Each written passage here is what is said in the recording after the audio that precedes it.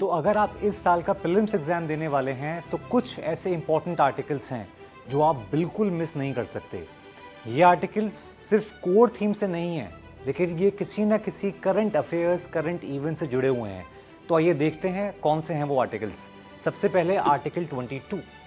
This article has been a lot in news, for example, because of the arrest of Sonam Wangchuk, the activist from Ladakh. तो याद रखें, article 22 में हमें वो rights मिलते हैं अगर हम कभी अरेस्ट या डिटेन किए जाते हैं, लेकिन उससे ज़्यादा इंपॉर्टेंट है उसके एक्सेप्शंस, और वो ये कि अगर हम प्रिवेंटिव डिटेंशन के अंडर अरेस्ट होते हैं तो हमें आर्टिकल 22 के राइट्स अवेलेबल नहीं होते हैं। और यहाँ से यूपीएससी ऑलरेडी क्वेश्चन पूछ चुका है और उसके रिपीट होने के बहुत ज़्यादा चांसेस हैं। दूसरा आर्टिकल, आर्टिकल 32। ये आर्टिकल अक्सर न्यूज़ में रहता है because you all know that this article aims to protect individual liberty.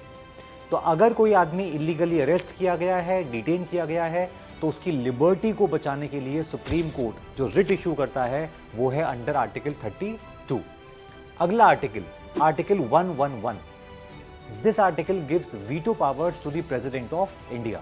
Now, veto powers have been in news because of the governor's veto powers, especially in context of the state of Tamil Nadu.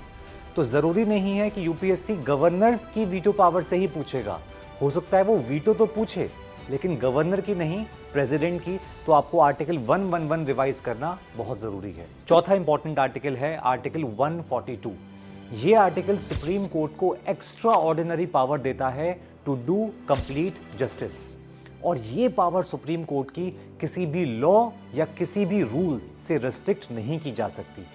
ये power supreme court ने recently use करी थी to declare assent to the 10 pending bills of Tamil Nadu विधानसभा। तो ये article भी news में था। अगला आर्टिकल है article 143। Under this article the President of India can refer a matter of law or fact to the Supreme Court for Supreme Court's advice। और ये आर्टिकल प्रेसिडेंट ऑफ इंडिया ने use किया था regarding veto powers. तो recently ये article 16वीं बार 16th time use किया गया है by the president of India. और आखिरी आर्टिकल है article 200 which deals with the veto powers of governor. तो सुप्रीम कोर्ट ने लास्ट ईयर एक लैंडमार्क वर्डिक्ट में गवर्नर की वीटो पावर्स के ऊपर रिस्ट्रिक्शन लगा दी है। असेंट देने के लिए 1 महीना, रिटर्न करना है तो 3 महीना, और प्रेसिडेंट के लिए रिजर्व करना है तो again 3 months. All the best.